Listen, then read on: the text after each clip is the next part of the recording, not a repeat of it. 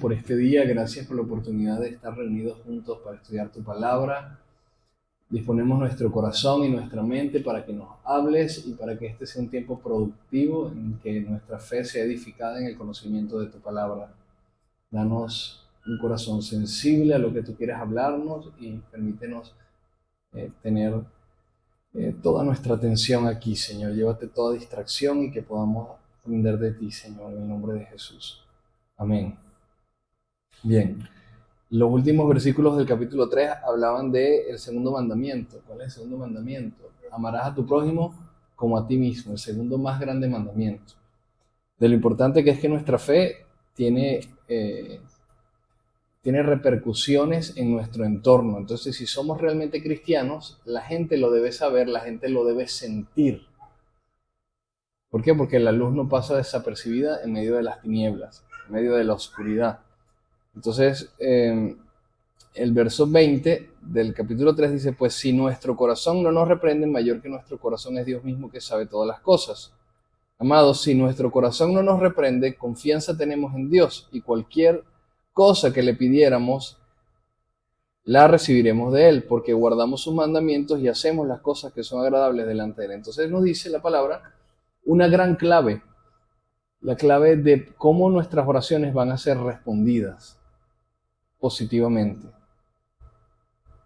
Cuando usted y yo vivimos para hacer lo que Dios quiere que hagamos, cuando nosotros cumplimos la voluntad de Dios y vivimos de acuerdo a su diseño y su propósito para nuestra vida, entonces Dios no solamente nos escucha, sino que, que nos responde afirmativamente. Es decir, hay cosas que Dios quiere darnos que no nos las da hasta que se las pidamos. Y hay cosas que no recibimos de parte de Dios porque no estamos pidiendo bien. Como si Caleb venga a mí, empieza a hablar, todavía no se puede expresar con normalidad, pero bueno, sí se expresa con la normalidad de un niño de 1 año y unos pocos meses, pero no puede poner en palabras quizás lo que quiere. Cuando yo me monto en el carro, él quiere manejar. ¿Qué le parece? ¿Le regalo un carro a Caleb? Porque eso es lo que él quiere. No, yo no quiero darle un carro todavía.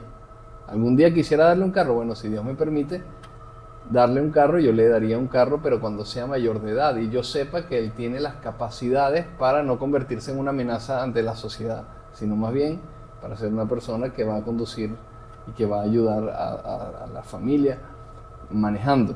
O sea, que va a hacer una contribución y no un estorbo. De esa manera, nosotros muchas veces nos encontramos pidiéndole a Dios cosas que nos van a estorbar a nosotros y que van a dañar a las demás personas. Dios no nos las da, simplemente.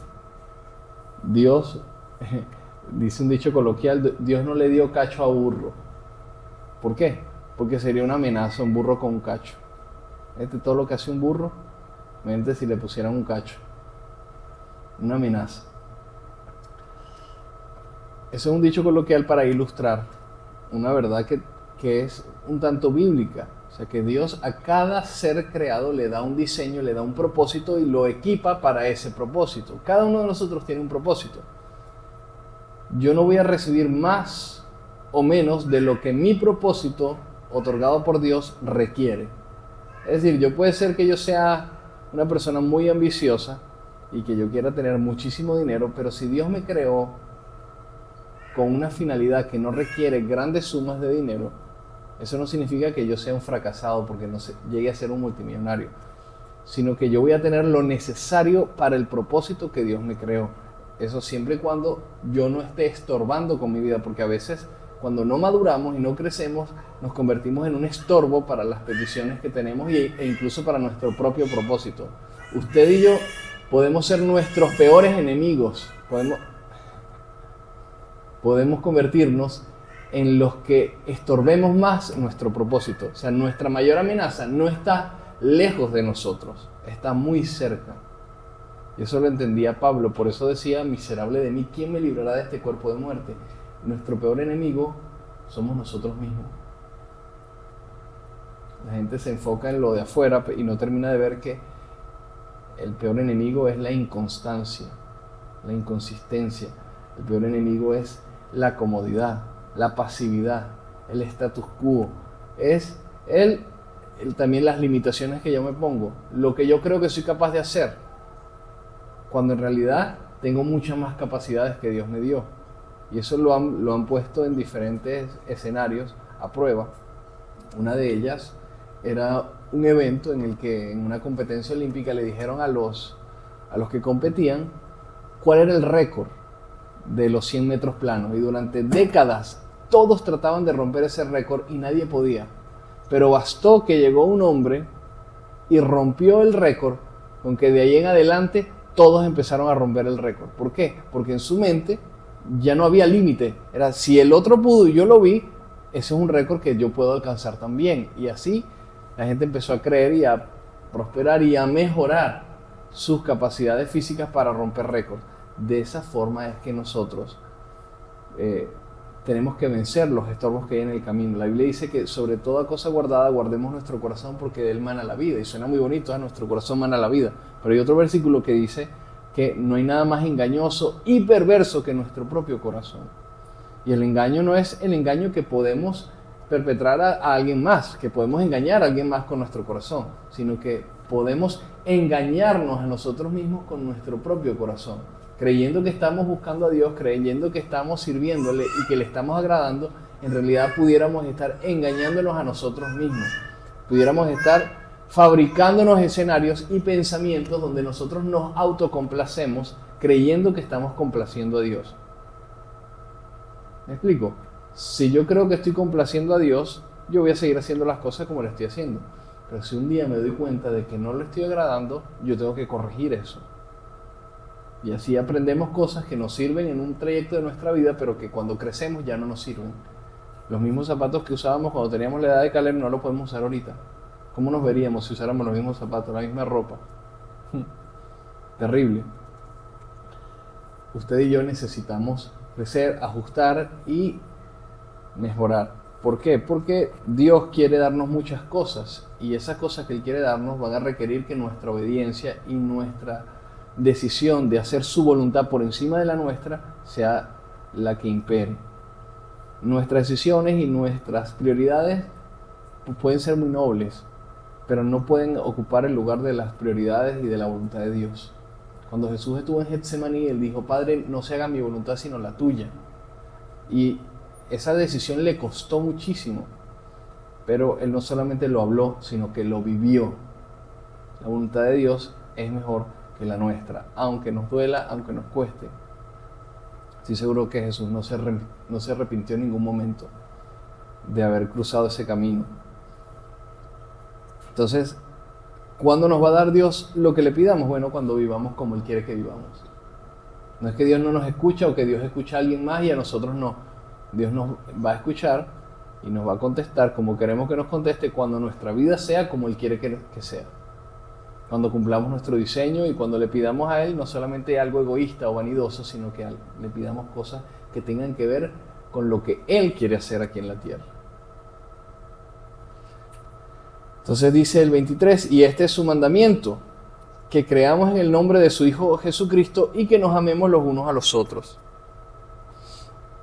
24, y el que guarda sus mandamientos permanece en Dios y Dios en él. Y en esto sabemos que Él permanece en nosotros por el Espíritu que nos ha dado. Entonces Dios nos ha dado su Espíritu Santo para que permanezcamos en Él. Y la única manera de poder determinar si una persona está permaneciendo en Dios o vive en la presencia de Dios o no, es por cuán apegado está su vida, sus pensamientos, sus decisiones, sus palabras a la palabra de Dios. Si no está en la línea del medio, pues se está engañando a sí mismo y quizás a otras personas más. Pero usted y yo debemos permanecer en Él. Eso es requisito indispensable. La Biblia dice: el que persevere hasta el fin será salvo. ¿Quién será salvo? Nicole, ¿quién será salvo? El que persevere hasta el fin. ¿Yo? El que persevere hasta el fin. El que no persevere hasta el fin no tiene garantizado nada. No, que es que yo acepté a Jesús, no es que yo iba a la iglesia, yo iba a la escuela dominical donde estaba chiquitico. Yo escuchaba la historia de Daniel en el foso de los leones, de los muros de Jericó, yo me aprendí David y el gigante Goliat. Mire, eso no le importa. No va a tener mayor repercusión en su vida si usted no permanece en Dios, si no permanece en las enseñanzas bíblicas. Y es una decisión de todos los días. Entonces entramos al capítulo 4 que comienza diciendo: amados, no crean a todo espíritu, sino prueben los espíritus. ¿Cómo se prueban los espíritus? Yo sé cómo probar una torta, yo sé cómo probar un plato especial, con el sentido del gusto, el olfato. Hay gente que lo prueba también mirando cómo emplatan una receta, un platillo especial. Wow, mira qué bonito cómo lo sirven, mire, qué elegante, qué bonito. Justamente esta semana le dije a mi esposa: mi amor, yo cocino rico cuando quiero, pero definitivamente no sirvo para emplatar. Se ve horrible mi plato. Es más, si yo voy a un restaurante y me sirven lo que yo preparo, no lo comería. Se ve mal, pero sabe rico. Y ella me dijo: sí, mi amor, sabe riquísimo. Menos mal que no juzgo por la portada. Entonces, ¿cómo probamos si un espíritu es de Dios o no es de Dios? Si es bueno o es malo. ¿Cómo saber discernir espiritualmente? Dice: porque muchos falsos profetas han salido por el mundo. O sea, personas ¿qué es un profeta? Un profeta es una persona que es un vocero, transmite un mensaje, es un portavoz de un discurso. Yo no puedo ver los espíritus, pero yo puedo escuchar las palabras que está produciendo el espíritu que tiene la persona que está hablando. Yo puedo escucharlo y yo puedo, por lo que escucho y por cómo veo el comportamiento de esa persona, yo puedo determinar si está de acuerdo a lo que la Biblia enseña o no. Por eso dice: prueben a todo espíritu. No es que cualquiera que llegue y diga Dios les bendiga, Dios los ama, Dios quiere cosas buenas para tu vida, y empiece a hablarte. No tienes que creer todo lo que dice, porque muchas personas comienzan así para envolverte y después atraerte a una doctrina, a unas ideas que no tienen que ver con la Biblia. Dicen: esto conozcan que es del Espíritu de Dios. Todo espíritu que confiesa que Jesucristo ha venido en carne es de Dios. Y recuerden, cuando comenzamos esta carta, les hablé del gran problema que había en la iglesia primitiva, de que estaban metiéndose pensamientos heréticos acerca de que Jesús no había venido en carne, que Jesús era un fantasma, o que Jesús era Dios, es Dios, pero está en el cielo y Él nunca vino a la tierra realmente. Lo que vino fue la esencia, vino como su espíritu. Entonces, cuando dicen que murió en la cruz, fue algo figurativo, no fue literal. Y entonces empezaron a torcer la verdad y con eso a quitarle relevancia e importancia a lo que vino a ser Jesús y a la revelación del carácter de Jesucristo, porque Jesucristo en medio de nosotros vivió como uno de nosotros y fue tentado en todo y se mantuvo fiel, se mantuvo puro. Y de eso se trata, de que Jesucristo no solamente nos puso un estándar bien alto de vida, sino que nos enseñó cómo hacerlo con su ejemplo. No nos dijo: sean ustedes perfectos porque tienen que tratar y ya. No, dijo: mírenme a mí, que agrado al Padre, que cumplo la ley, y por medio de nuestra fe y del Espíritu Santo que Él nos ha dado, podemos caminar como Él anduvo. Entonces, lo primero que dice es: conozcan que todo espíritu que es de Dios tiene que confesar que Jesucristo es real, que vino en carne y que todo lo que padeció lo hizo estando con un cuerpo aquí en la tierra. Esa es una de las primeras cosas. Dice: y todo espíritu que no confiesa que Jesucristo haya venido en carne no es de Dios. Y este es el espíritu del anticristo, del cual ustedes han oído que viene y que ahora ya está en el mundo. ¿Qué está en el mundo? ¿El anticristo? No, obviamente, si no tendría 2000 años ahorita.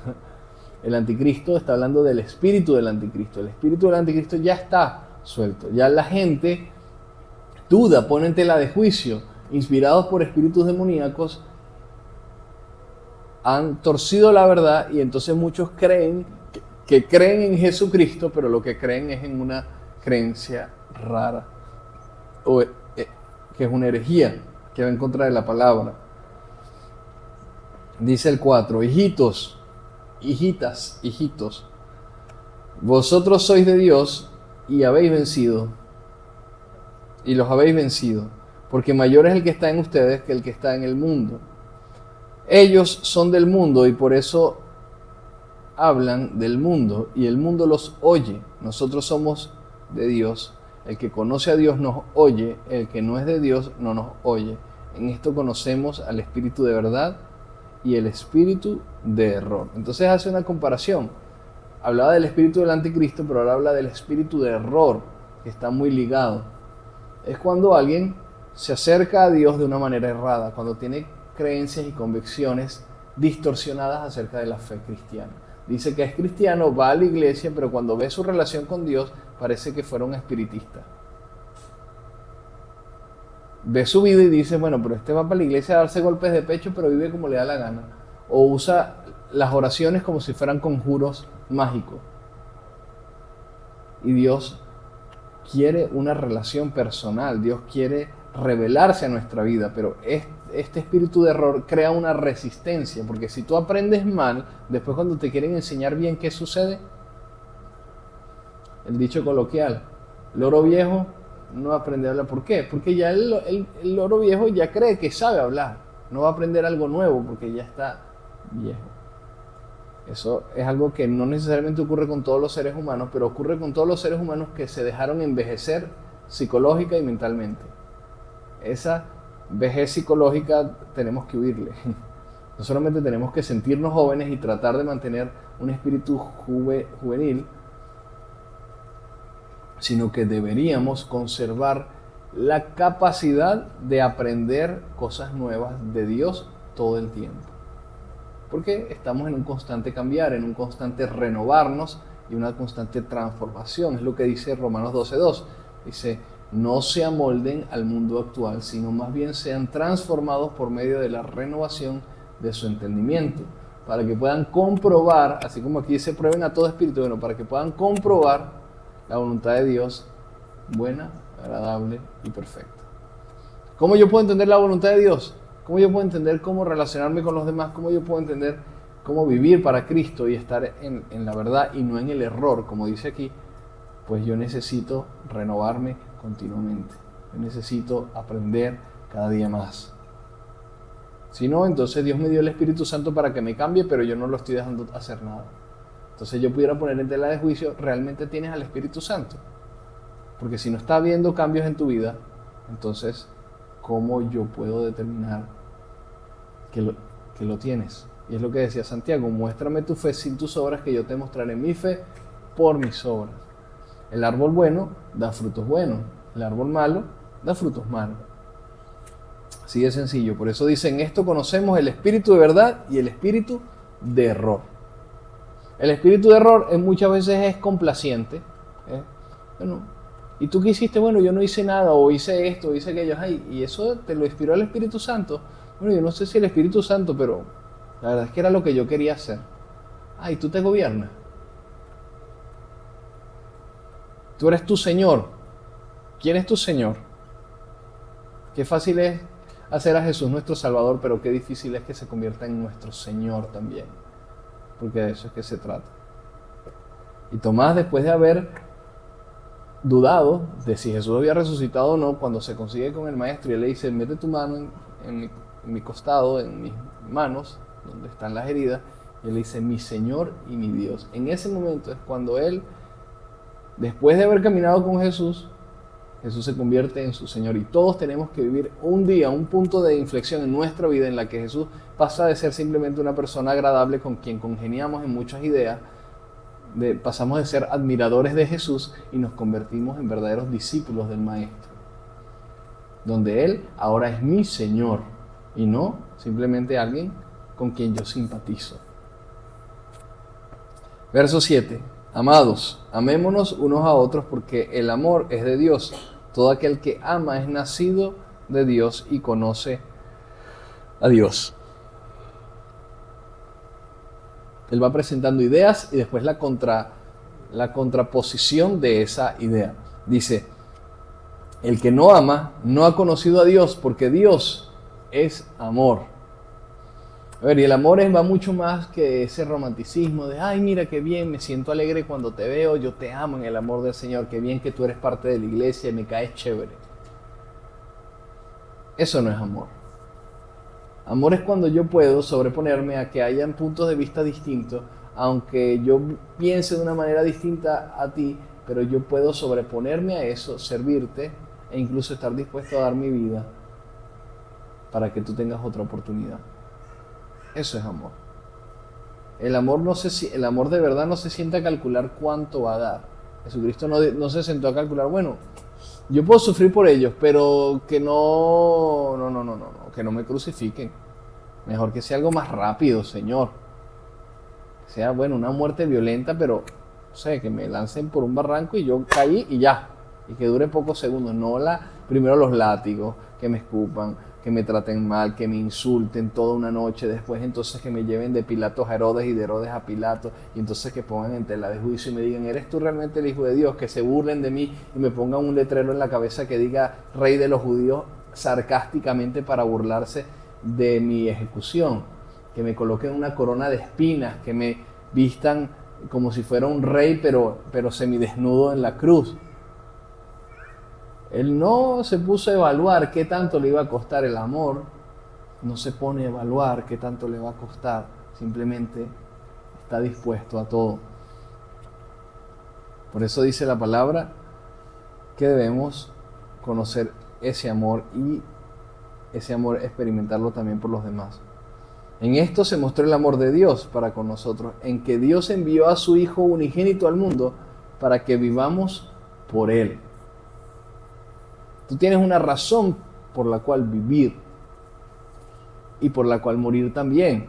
Hay gente que vive deprimido, que no se siente bien, que no sabe qué hacer con su vida. Y muchas veces personas atentan contra su propia vida porque no han entendido la mejor manera de vivir en este mundo no es para nosotros mismos. No hay nada más vacío que vivir para ti mismo.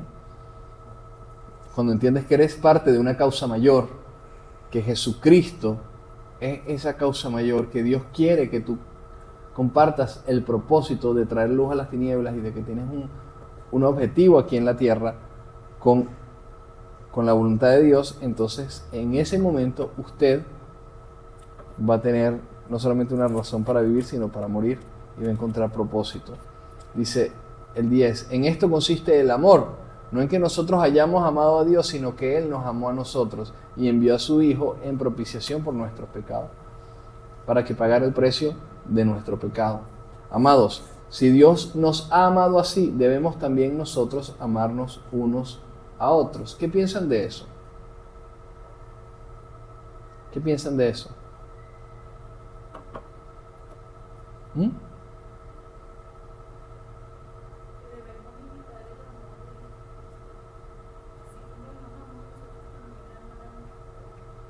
Ok. Si eso fuese verdad, no sería perfecto.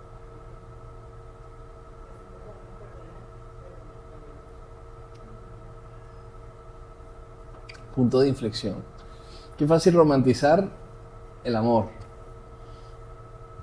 Pero ¿y cuando te hieren? ¿Y cuando hay una cuenta pendiente? Cuando tienes un familiar, un amigo, alguien en tu vida que te tocó en el lugar donde no te debían tocar, ¿qué haces? Pones la otra mejilla, cubres, pasas por alto la ofensa, o mejor dicho, no la pasas por alto, sino que le colocas un clip directo a la nevera para verla todos los días, o al espejo para que cada vez que te vea no se te olvide lo que te hicieron, lo que sucedió. Dani, Sí.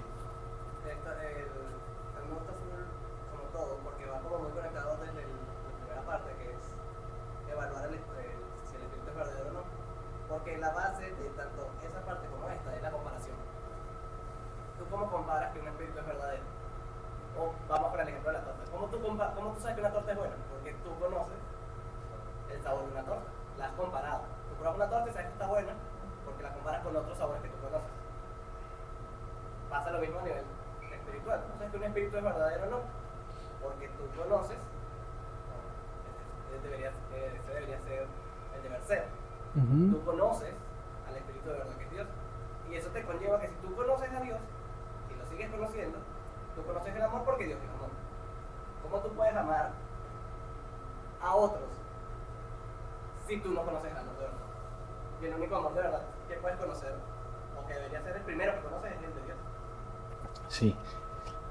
Esto es bien controversial porque Quiere decir que entonces la gente que no tiene a Dios en su vida no puede amar, no sabe amar. Esto es interesante, porque pudiéramos ser muy absolutistas y decir, no, entonces no saben amar. Y la verdad es que la mayoría de los, sobre todo de los matrimonios, hoy en día, en el mundo en que vivimos, son como meras transacciones. Funciona siempre y cuando yo dé el 50% y la otra persona dé el 50%. En todos los aspectos, tanto económica como emocionalmente.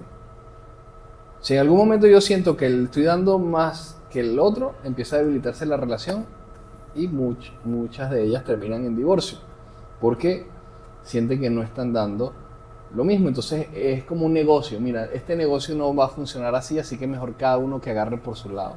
¿Has escuchado de eso? Eso es muy normal en el mundo. Pero también en el mundo, por más mundo que sea, también hay ejemplos muy nobles que sorprende porque no te estás esperando eso, porque no deberían tener a Dios en su vida, porque no lo profesan en su fe cristiana, pero se aman más que muchos cristianos. Son fieles más que muchos cristianos. Se respetan más que muchos cristianos. Tienen dinámicas de vida más saludables que muchos cristianos. ¿Eso quiere decir que el hecho de que no sean cristianos están lejos de Dios? No. Hay muchos cristianos que están más lejos de Dios que muchos creyentes. ¿Cómo va a decir eso, Pastor Daniel? Porque es así. Hay mucha gente que cree que está muy cerca de Dios y en realidad está más lejos que muchos que ni siquiera vienen a la iglesia. Y lo puedes ver por su vida, lo puedes ver por su manera de ser. ¿Qué va a suceder cuando ellos mueran? Solo Dios sabe. Quiera Dios que acepten a Jesucristo, porque lo que la Biblia nos enseña es que solo Él es el camino, la verdad y la vida.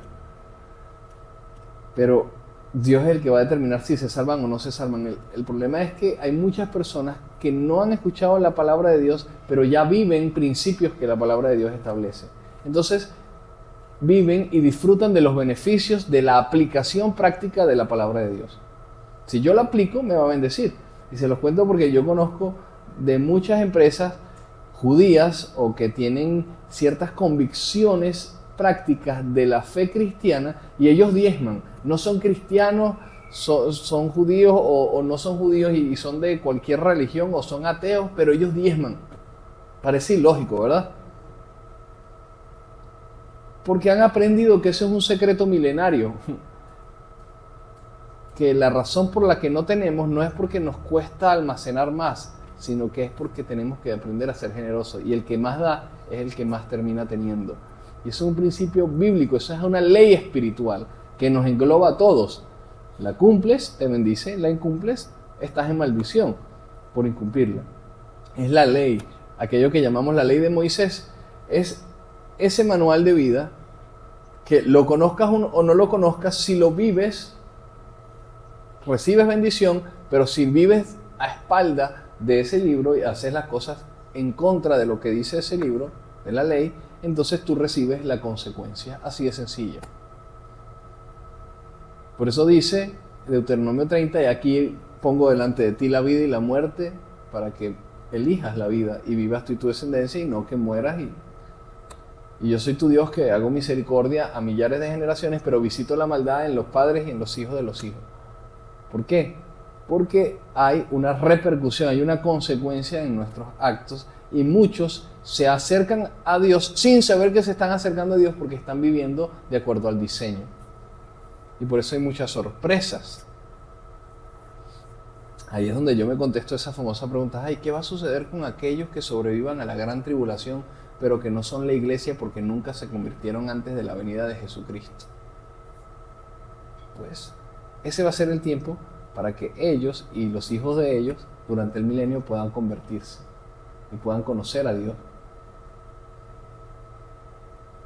Por esa razón es que va a haber un gobierno de 1000 años, porque va a haber gente que seguramente no va a estar de acuerdo con el anticristo, no va a querer dejarse sellar con la marca del 666, no va a adorar a la bestia ni a nada pero tampoco es cristiano.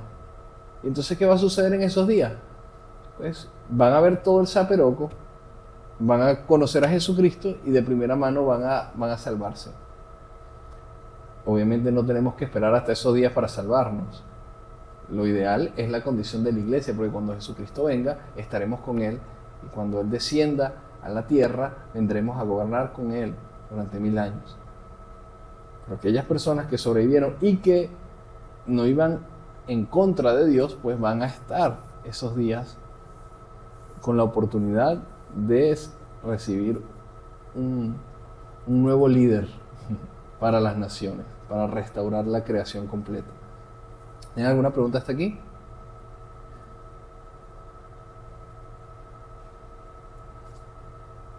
El último versículo que leí fue el 12, ¿verdad? No, el 11. El 11. También nosotros debemos amarnos unos a otros. Nadie ha visto jamás a Dios. Si nos amamos unos a otros, Dios permanece en nosotros y su amor se ha perfeccionado en nosotros.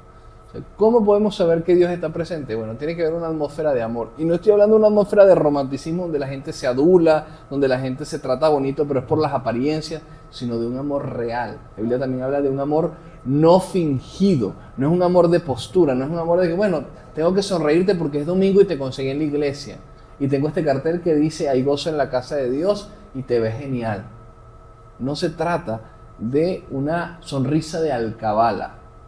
Se trata de un amor real, no fingido. Eso es lo que va a demostrar que Dios permanece en nosotros. ¿Cuál es la atmósfera que reina en nuestras reuniones, en nuestros tiempos de oración, en nuestros tiempos de enseñanza, en nuestros tiempos de compartir? Hay amor, hay la capacidad de cubrir el error del otro. O no podemos esperar que alguien se equivoque porque ya queremos hacer ceniza, ¿cómo que llaman? Leña del árbol caído.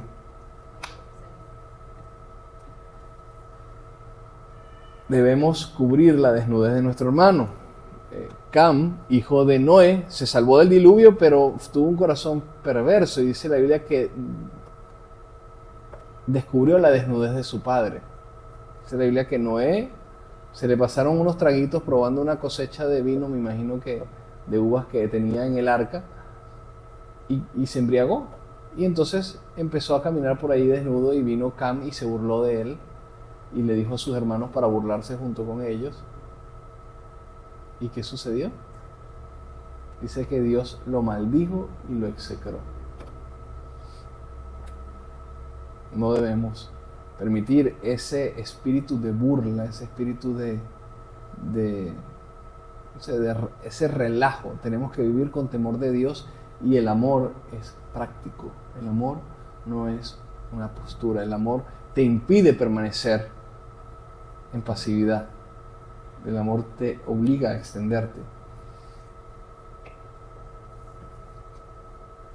A ver qué dice adelante. Dice el 14: y nosotros hemos visto y testificamos que el Padre ha enviado al Hijo, el Salvador de este mundo. 15. Todo aquel que confiese que Jesucristo es el Hijo de Dios, Dios permanece en él y él en Dios.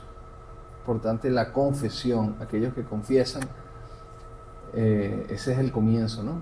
Por eso es importante la oración de fe, pero no es lo más importante. Hay mucha gente que ha dicho la oración de fe, pero después viven como les da la gana y se alejaron de Dios. La oración de fe no te salva, pero es un primer paso que tiene que ser acompañado con un estilo de vida, de búsqueda incesante por Dios. Después dice el 16: y nosotros hemos conocido y hemos creído el amor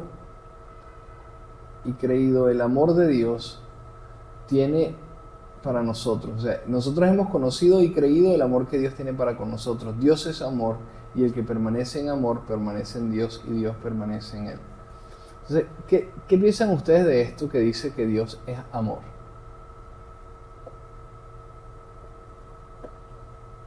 ¿Qué le parece a la gente que dice, bueno, sí, Dios es amor, lo importante es que nos amemos, no importa cuál es tu religión, no importa, no sé, cómo tú oras, es irrelevante si oras mirando al sol, o te inclinas hacia la Meca, o tienes los chakras alineados, y tienes el Feng Shui de tu habitación, y entonces tienes esta música oriental para meditar. Lo importante es que tú sientas amor, y yo siento amor por todos.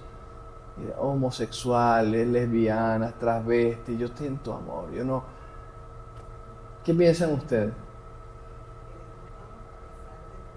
Dios nos ama a pesar de cómo somos. Ajá. El amor es una preocupación. Es poner primero al otro antes que a ti mismo. El amor es poner primero al otro antes que a ti mismo. Ajá. Desarróllalo. Entonces, es la preocupación por el bienestar de la otra persona. ¿Qué sucede? El amor la gente lo asocia a aceptar todo y no, el amor corrige. ¿Sabes? El amor corrige, ¿cómo que corrige? Pero si el amor más bien no tiene que ver con, digamos, esa crianza respetuosa en la que los padres le demuestran amor a sus hijos porque los dejan hacer y ser lo que ellos quieran ser y hacer. Sí, también pueden querer apuñalarse con un cuchillo y eso no está bien. Es decir, el amor es una decisión y tú decides poner primero a la otra persona. Tú decides morir a ti mismo, sacrificar cosas de ti mismo por el bienestar del otro.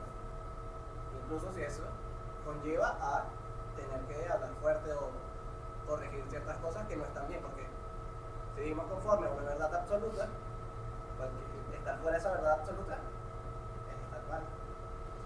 Estás mal, no estás amando porque estás viendo la pérdida o el fallo de la otra. Estás viendo la caída de esa persona a la que según tú amas. Pero el amor no es algo subjetivo. Yuneidi, a ver, ¿qué quieres decir? Bueno, es algo que yo siento y yo lo expreso, pero lo puedo expresar de muchas maneras, pues. Lo que tú decías, bueno, te das cuenta de que yo puedo ser lesbiana o tú puedes ser gay o tú puedes tener una religión X. En la Biblia nosotros hemos entendido, bueno, yo he entendido, para mí, que Dios es un Dios celoso. Y si Dios nos dice a nosotros que nosotros no podemos creer en imágenes o en hay una religión verdadera, o sea, es lo que estoy entendiendo yo. Esta vez yo te puedo amar a ti, pero no te voy a aceptar lo que tú eres. O sea, yo te puedo enseñar a ti que el Dios es amor, es verdad, pero Dios también te corrige, Dios también te dice que algo solo dice hombre y mujer, no está que mujer y hombre y hombre, no. Entonces yo ahí es donde lo que Lucho dice, que el amor corrige también. Entonces yo como te amo, también te voy a corregir y te voy a enseñar que no es la religión que es, y esa no es también por el que debes ir, tanto gay o lesbiana o lo que sea. Entonces, bueno, yo creo que eso también entra en lo que es como la corrección. Porque o sea, yo amo a mi hijo, pero si a mí un día le da la gana de decir que yo soy gay, no. O yo creo que sería, o sea, yo tengo que corregir. Como lo amo, lo tengo que corregir. Y yo siento que el Señor también a nosotros nos corrige. Entonces, por eso Dios es amor y entonces es muy bien. Ok, me gusta. Exacto, exacto, Dios es un Dios de orden. Y en base al orden de Dios es que realmente podemos amar. Creo que eso es lo que es verdadero amor. Y el amor también es La Biblia lo dice en hebreo, porque Dios al que ama corrige y azota al que no por ir. Ok, buenísimo, me gustan sus respuestas. Jainer, cuando te colocan alguna consecuencia por algo que hiciste mal o algo que dijiste que no estuvo bien, ¿te sientes amado? ¿Sí? Oh, gracias Dios, porque me quitaron el fútbol y porque no voy a poder mirar televisión o jugar videojuegos o no voy a ir a ese paseo que yo quería ir, pero gracias porque eso es amor. ¿Así te sientes? Yo digo que sí, porque el que corrige ama, pues. Ok, Y si me deja, y si no me castiga, va a seguir siendo el mismo, pues. ok, Porque si me castiga, voy a aprender, pues, y a la próxima no me voy a portar mal. ok. Entiendes que la corrección es buena, pero al principio la corrección es fácil de recibir. ¿Qué ocurre cuando nos corrigen? ¿Qué ocurre cuando el amor no viene solamente a hacernos sentir bien, sino a incomodarnos?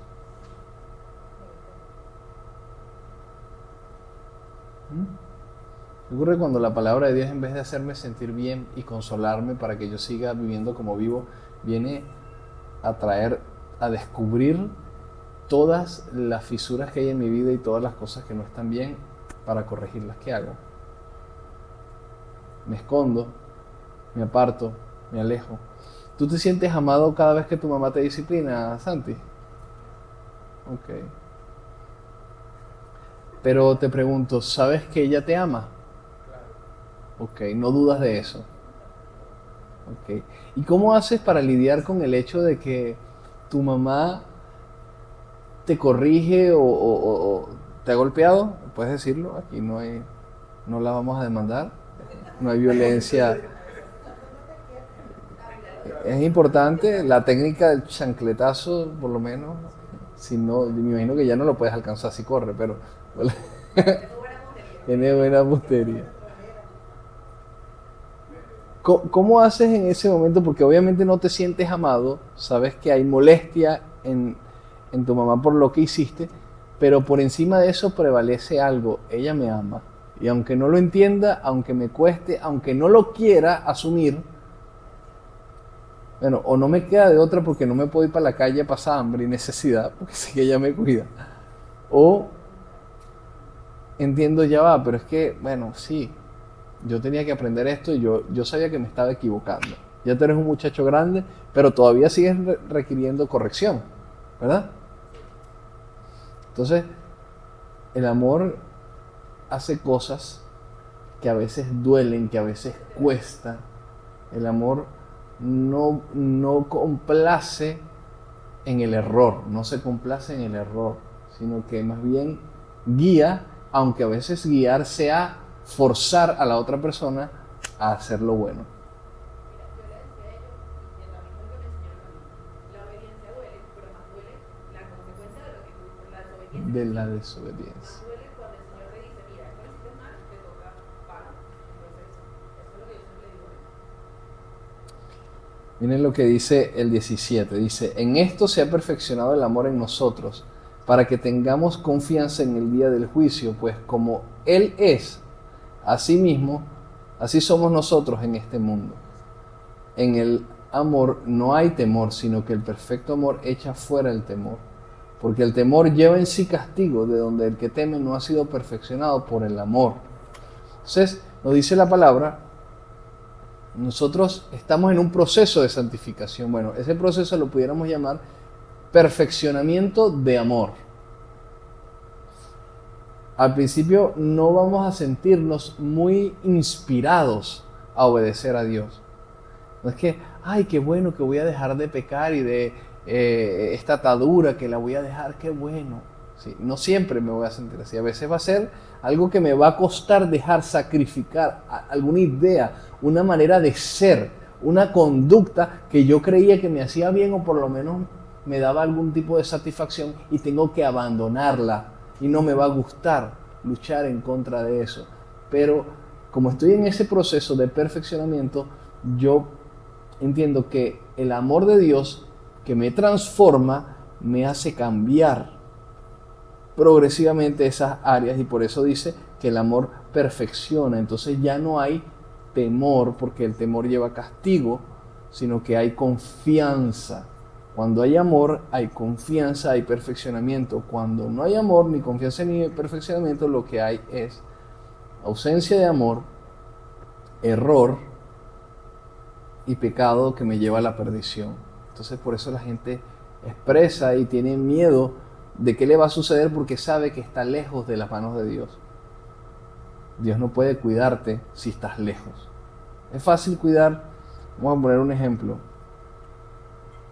A ver, Astrid, tú cumples los requisitos para ser el ejemplo correcto en este momento. ¿Cuántos hijos tienes, Astrid?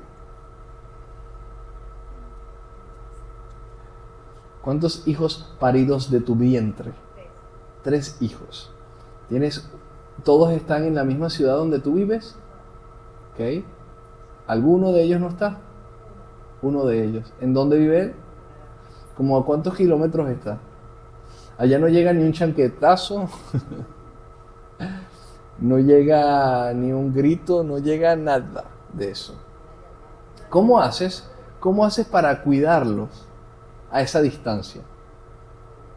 ¿Cómo haces para cuidar a Henry Antonio? ¿Cuántos nietos tienes, Astrid? 3 nietos. ¿A todos los tienes cerquita? Tienes 2 lejos. ¿Cómo haces para cuidar de esos nietos? Para amarlos. ¿Verdad que sí? Como no estamos cerca geográficamente, no podemos ayudar allí. Ahora, si Caleb viene caminando por allí y se va a caer, tú puedes anticipar y lo atajas en el aire. Pero allá en Canadá o en Estados Unidos, donde está el otro nieto, no puedes atajarlos si se van a caer, pero tú puedes orar para que Dios tenga a alguien cerca que lo pueda atajar y que pueda darles también amor, y tú también por medio de la tecnología puedes estar presente, pero no es lo mismo. De igual manera, nuestra vida cuando está lejos de Dios, por más que Dios nos ame y nos quiera guardar, nosotros tomamos nuestras decisiones y nos alejamos de Él. Entonces, no es que Dios no quiera guardarnos, no es que Dios no quiera protegernos, no es que Dios quiera que nos pasen cosas malas, es que nos alejamos tanto que cuando nos va a suceder algo malo, no está Él con nosotros para guardarnos. Y no porque Él no quiere estar con nosotros, es porque ya nosotros tomamos decisiones que lo sacaron a Él de nuestra ecuación de vida. Tomamos decisiones al darle la espalda y caminar un camino lejos de Él. Entonces, no puede cuidarnos. Dios es Dios, sí, pero Él respeta nuestra libertad. Y si nosotros decidimos vivir a espaldas de Él, Él nos deja vivir a espaldas de Él, hasta que algún día reflexionemos y querramos volver a Él. Y ahí estará Él recibiéndonos con los brazos extendidos, si todavía queda tiempo. Pero si no hay tiempo, habremos perdido la oportunidad más grande de nuestras vidas. Maripili. Que hay una frase que he leído después del terremoto, que he visto mucho que dice, ¿dónde está Dios? ¿Dónde está Dios en el terremoto? Entonces la respuesta es, Él está donde lo demás no está. Más o menos para reforzar lo que está. Sí, mucha gente echándole la culpa a Dios por el desastre natural que vivimos, y la verdad es que Dios está allí, donde lo dejó cada uno de nosotros.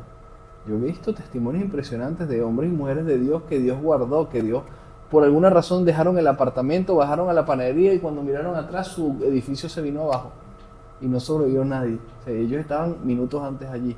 O edificios que se abrieron por la mitad, se cayeron 15 pisos y se abrió por la mitad y resulta que justamente se abrió donde estaba esta familia y quedaron sentados en la sala, así, mirándose las caras.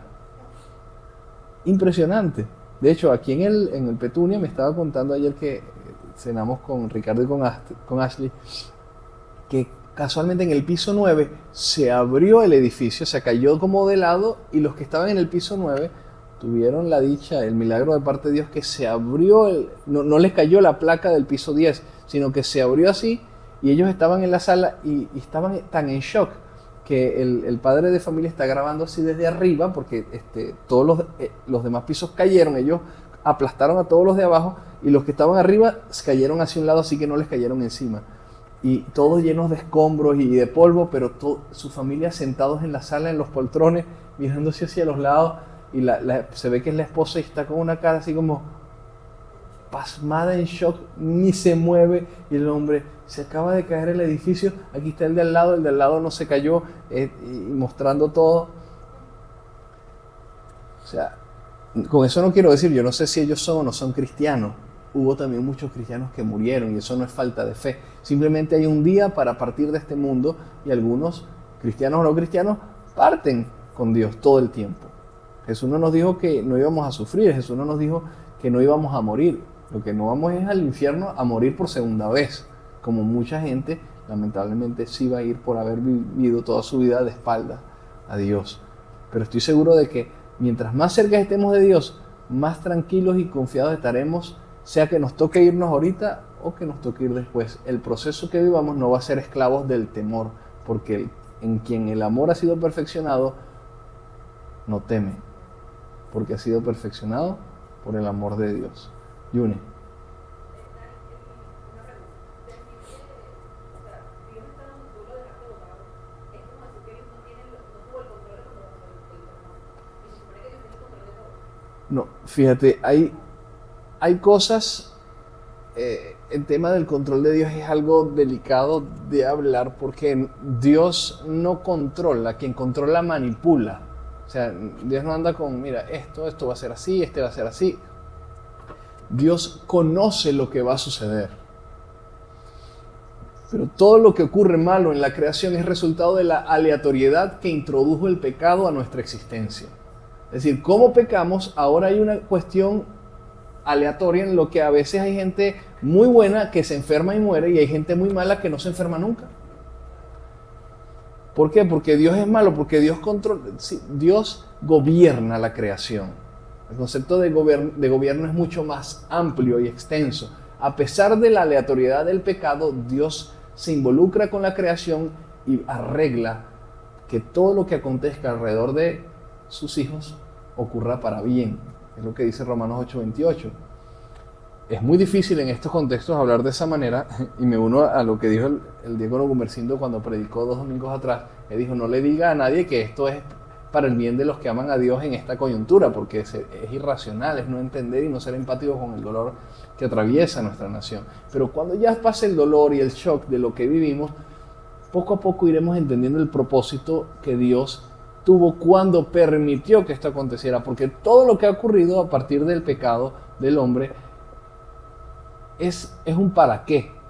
Es para que la humanidad entienda que en el mundo hay sufrimiento y que solamente Él pudo vencer este mundo por medio del sufrimiento también, para redimir nuestras almas. Entonces no es que Dios lo controla como con un control de televisor para que ocurra. El diablo sí opera bajo ese principio de control. Él quiere controlarte la vida. Por eso actúa como actúa. Él manipula, él daña, él tiene, es toda una maquinaria detrás de lo que ocurre, porque esto forma esto y esto con esto y es para dañar. Y Dios no anda de esa manera. Dios nos inspira, y en la medida en la que nosotros voluntariamente nos colocamos en sus manos para hacer su voluntad, entonces servimos a sus propósitos y le representamos coherentemente. Por eso entonces recibimos bendición y los demás también. Pero no es que Dios no estuvo, Dios estuvo en medio de esto. De hecho, yo estoy convencido de que Dios estuvo aquí, deteniendo que fuera un poquito más fuerte, porque si un poquito más fuerte aquí, hubiéramos quedado tapiados los que estábamos aquí en este lugar. Y no hubiera quedado ningún edificio en pie. ¿Por qué? Porque fue de 7.5. ¿Qué tanta diferencia hay que sea un poquito más fuerte? De 7.8, de 8.5, de 9. Y 2 seguidos. ¿Por qué no pudieron haber sido 3 seguidos? O sea, la misericordia de Dios es que no permite que sea demasiado, que sea un extremo, a pesar de que lo que vivimos ahorita para muchos es, ya va, nunca creí que esto salió de mi expectativa, pero Dios sabe hasta qué punto permite que ocurran las cosas. Y bueno, este mundo es injusto por el pecado. Entonces no vamos a convertirnos tampoco en abogados de Dios, porque Dios sabe cómo defenderse a sí mismo, pero es muy ingrato también echarle la culpa a Dios, y es irresponsable de nuestra parte cuando la verdadera repercusión de todo esto, ¿cuál fue? Bueno, que el ser humano ha construido con malos materiales en lugares donde no se debe construir de esa forma. Y por eso ocurrió lo que ocurrió. Pero si todos vivieran en La Guaira en casitas de una sola planta o de 2 plantas, cuando mucho, ¿sabes cuántos muertos hubiera existido? Prácticamente ninguno. Si desde el 67, en el 67 ahí en Los Palos Grandes se cayó un edificio completo que se lo tragó la tierra. Ese migas está bendecido por Dios, porque el que estaba abajo se hundió completo. A mí me lo cuentan. Yo me recuerdo cada vez que yo paso por allí, pasaba con mi papá, me decía, hijo, aquí en el 67 el edificio se lo tragó la tierra y debajo de eso quedaron enterrados las personas. Nunca lo sacaron, nunca hicieron nada. El edificio completo eran como de 7 pisos. Se enterró y ya. Y la gente llegó y lo que había era la platabanda del penthouse. Y todos los que quedaron abajo, nadie metió la mano ahí porque no había nada que hacer. Se lo tragó. Entonces, si ya eso ocurrió en esa época, ¿qué más edificios tenían que estar construyendo alrededor de ese lugar? A menos de media cuadra es donde estaba el edificio Petunia. Y a una cuadra prácticamente es donde estaba el edificio enfrente de la CAF, que también se cayó. Entonces, hay zonas geológicas que no deben, o sea, que uno tiene que usar la cabeza, para eso Dios nos las dio. Y nosotros pagamos las consecuencias de esas malas decisiones. Quizás las tomaron otros, pues no me imagino que ninguno de los culpables de que esos edificios se construyeran allí, que fueron los que se beneficiaron económicamente, estaban en alguno de esos edificios. Pero bueno, ahí estamos, en medio de de esta lucha de aleatoriedad. Aleatoriedad es que puede ser que te toque o puede ser que no te toque, puede ser que vivas siempre y tengas una buena experiencia y cada vez que vayas a un tribunal aquí en Venezuela y trates con algún policía, te toque un policía honesto. Pero la verdad es que hay muchos que no lo son. Entonces es aleatorio, no sabes con quién te vas a topar en el camino. Alguien bueno, alguien malo. Pero si te acercas a Dios, entonces Él abre tus ojos y puedes ver con más claridad y entender propósitos, maneras, para qué estamos aquí y qué quiere Dios para el futuro. Y aprendemos de nuestros errores para no seguirlos cometiendo. Esperemos que esta vez no ocurra como en el 67, pues.